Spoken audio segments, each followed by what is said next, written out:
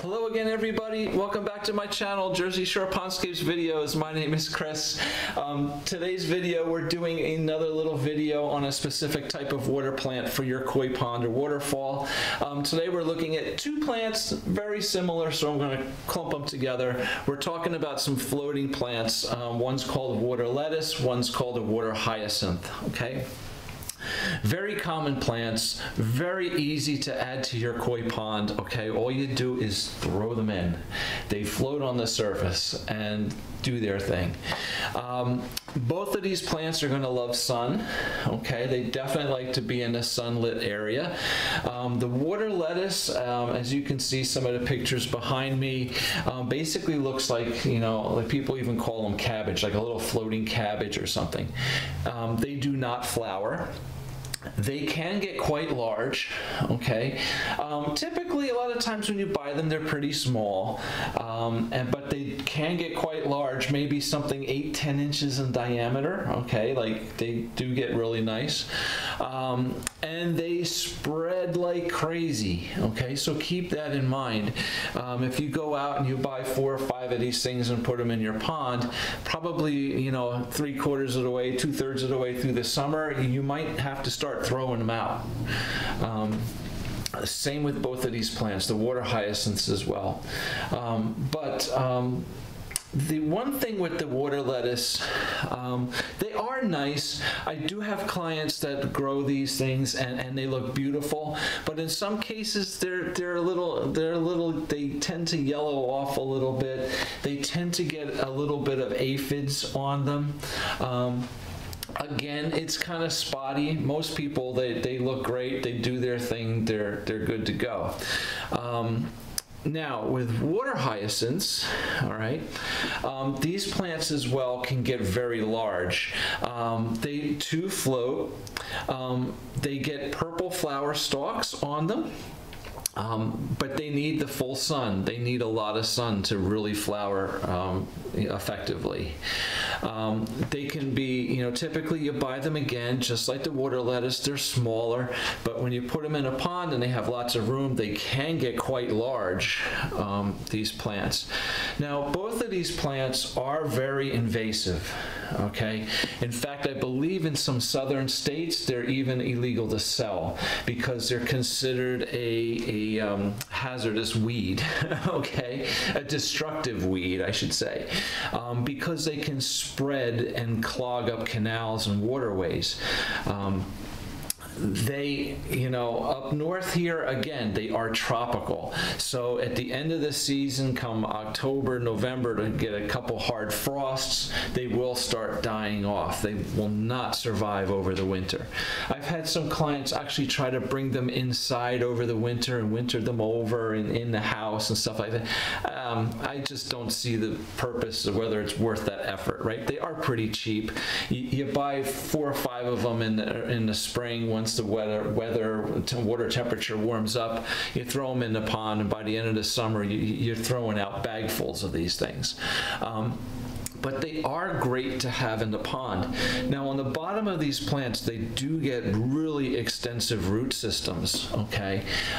Providing you don't have koi, all right? I have clients that grow these water hyacinths in like a big garbage pail, you know, in their backyard, in water, obviously, right? They fill the garbage pail up with water and they put these water hyacinths in them. And as they spread and grow and fill in that garbage pail, they take some out and they feed them to the fish, and the koi will rip them apart. A lot of times you'll find in a pond, you know, with goldfish and stuff, there's no problem. They really don't mess around with them very much. But the koi eat all the roots, okay? So you'll have some of these plants floating on the surface and you'll pick them up and there's like 2 little strings of roots coming down and they're short and there's nothing much there. Normally you pick up this plant out of the water and you should have roots on them that are, you know, 12–18 inches long, okay? Big black feathery roots on both the water lettuce and the water hyacinths, okay? But the koi really tend to chomp up on them and eat them as much as a lot. Sometimes they'll even take the whole plant, pull it down underwater, and all the fish will chase after them and just rip it to pieces and eat it. So just be aware of that. They are really nice in ponds to provide shade, okay, because they do cover the surface of the pond, so they provide a lot of shade and a lot of cover for the fish.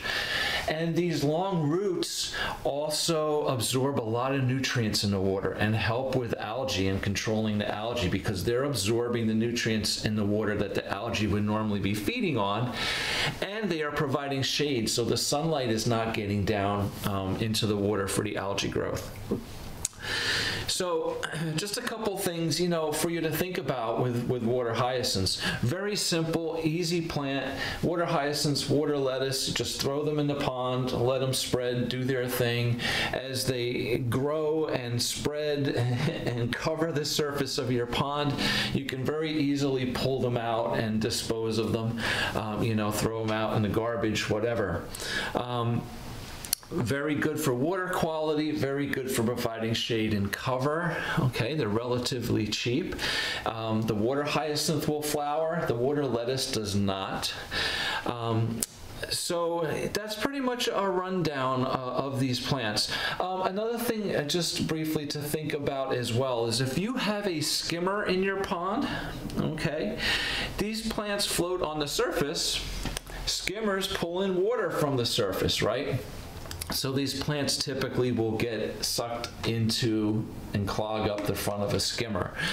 So one simple way to keep them out of the skimmer is basically I take a little piece of monofilament fishing line and I just tie it to, you know, a rock on one side of the pond and a rock on the other side of the pond, and just put that thin string across the pond and keep the water hyacinths and lettuce on one side of the string and your skimmer on the other.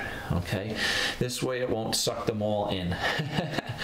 just a little helpful hint there.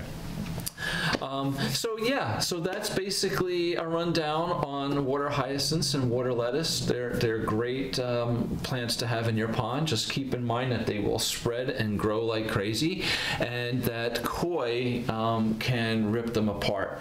Also down the southern states, again, be very careful. Do not dispose of your plants out of the pond into a natural waterway, okay? So, thanks for watching the video. Please hit the like button if it helped you out, and subscribe to my channel if you're into all this koi pond, water garden, waterfall stuff. I have a ton of videos, a lot of information I hope to help you guys out with. So thanks for watching, and I hope to see you again in another video. Take care. Have a great day. Bye.